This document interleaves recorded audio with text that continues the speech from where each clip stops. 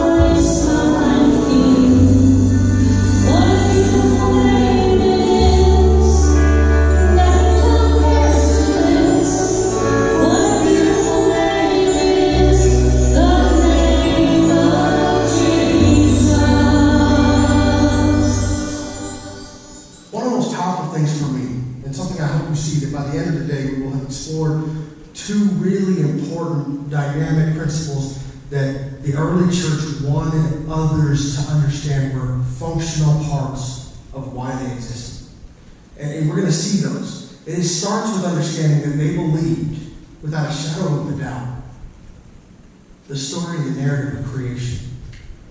And they understood that it's God is at the heartbeat of all the things. He always has been and always will be. This is foundational for the belief of a Christian. If I am to believe this book, I believe Genesis chapter 1, verse 1. I believe John, the Gospel according to chapter 1, verse 1. And I believe 1 John chapter 1, verse 1. Why? Because they all echo the same truth. That God did it from the beginning, it was God. It's hard for me to disconnect those verses from the redemption that Christ offers and be okay. Because if Christ is just inserted into an evolution account, without the Old Testament narrative to stand on, without the creative work of God to reconcile us, because we don't fully understand why Jesus had to bleed and die for us if it's not because of a broken relationship that we have with the Creator of the universe. It doesn't make sense. Verse 2 turns it, twists it completely around and says, so that you can hear. This is not just about what you get from God. This is about what you get from God that you then give out to other people. If you don't believe me, watch when it happens in church. When somebody comes forward and says they want to know more about Jesus, and we line up and we say, congratulations, we're so glad it's the best decision you've ever made. And at the end of that line that we make, they're standing in the church by themselves. And we're like, we'll see you next week. When somebody in the group just said, I'm so excited you made this decision. I'll talk with you later today and give you some advice on what to start with to look at, and then check on you tomorrow and pray for you. And each day this week I'll be in touch with you, and I want to walk with you. I want to be part of your life. I want to help guide you. It's called discipleship. And I want to be a part of this process. I don't want to just say, so glad that you made this decision. Nothing will ever be the same. See you next week. But that's not what this means. The word fellowship here does not mean sit around the table and eat. That's where it happens. It's It's not what it is. Fellowship is the life-on-life experience when we talk and we share stories and we invest in each other and we get to know a little bit and we begin to share our lives. Lou Holtz fellowship is when we invest in each other in a way that helps and makes sense. And if you are here at this church and you feel like you're alone, it's because we're not doing a good job with our fellowship. We haven't been able to break bread like we used to do, like we like to do. But it doesn't mean we have to stop fellowshipping. Brother Ben, if you hadn't noticed, likes to take a mental note of your skills and abilities and things that he thinks you're good at, and he will pick up the phone and will call you or text you and say, hey, so-and-so needs such and such, can you help? And one of my favorite things to do is just to unleash you on each other and then let you have some bit of fellowship as a result. Because for my first couple of years of pastoring, I tried to do all of those things myself that I was good at. And then I realized I was hurting the congregation by taking the opportunity away from them to do that. And it was my responsibility to equip them. The great narrative in 1 John. Mark it down, write it in your margin somewhere, whatever. The great narrative of 1 John is that sin is incompatible with the life of a believer. Okay? People will tell you that it's not love, and it's not light, and it's these things that run through it. Yes, that's all true. But the narrative of 1 John, in my estimation, in my study, is that sin is incompatible with the life of a believer. That being said, part of the problem is that oftentimes we think that one or more of the elements is the thing. And we forget that the attitude by which we approach sin is also important.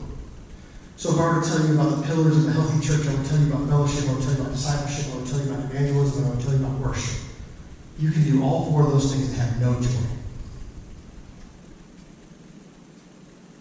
You can disciple people and it be lifeless. I have sat in Sunday school classes and in discipleship training sessions and in training union meetings and in worship services that were lifeless.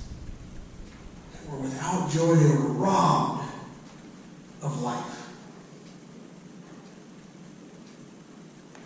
I have gone and witnessed to people and evangelized people and done it because I needed to do it for a school grade. It was lifeless, without joy. And I have fellowship as a measure of responsibility and obligation, and it would be miserable. And I could tell you stories, but I won't embarrass you. We look at all the different pieces, all the different things that we can do, and we do them all without joy. We can make them a sense of responsibility and obligation, which was a benchmark of the health of a lot of churches coming out of the 50s into our present era. For those of you that grew up going to church in the 50s and 60s and 70s, you come to church because you know it's your responsibility and it's something you should do. And in the middle of it, you forgot to have a good time while doing it. You forgot to have joy in it. You forgot the invitation to be redeemed on a bubble over into happiness. I am abandoning hell. I am running from sin because I feel so much better without them than I did with them, and it brings me excitement.